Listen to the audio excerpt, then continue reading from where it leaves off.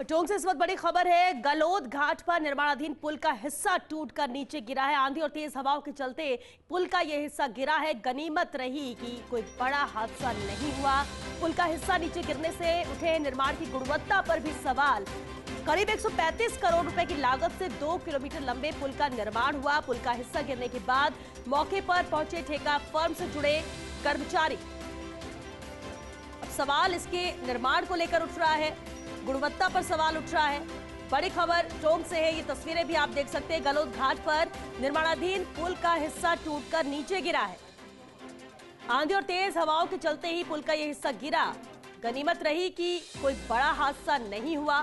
पुल का हिस्सा नीचे गिरने से अब निर्माण की गुणवत्ता पर भी सवाल उठ रहे हैं। करीब 135 करोड़ रुपए की लागत से 2 किलोमीटर लंबा पुल का निर्माण हुआ था और पुल का हिस्सा गिरने के बाद मौके पर अब ठेका फर्म से जुड़े कर्मचारी पहुंचे हैं। ये तस्वीरें आप देख सकते हैं। पुल का हिस्सा गिरने के बाद ठेका फर्म से जुड़े कर्मचारी मौके पर मौजूद हैं।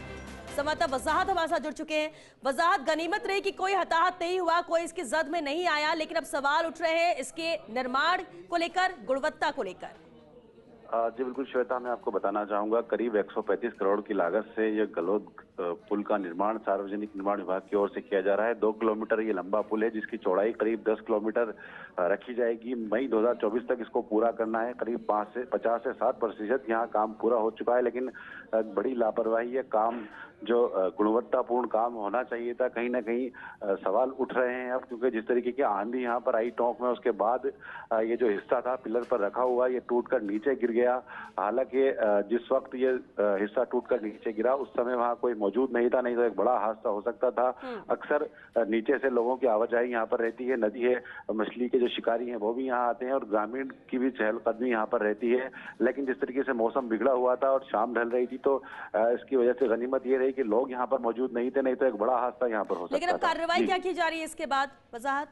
जी बिल्कुल श्वेता, जिस तरीके से जब ये हिस्सा टूटकर नीचे गिरा उसके बाद कई लोग वहां पर पहुंचे। ठेका फर्म के जो कर्मचारी हैं उनको सूचना दी गई, वो लोग वहां पर पहुंचे। अब सार्वजनिक निर्माण विभाग के अधिकारी हैं वो फिलहाल अभी तक मौके पर नहीं पहुंचे।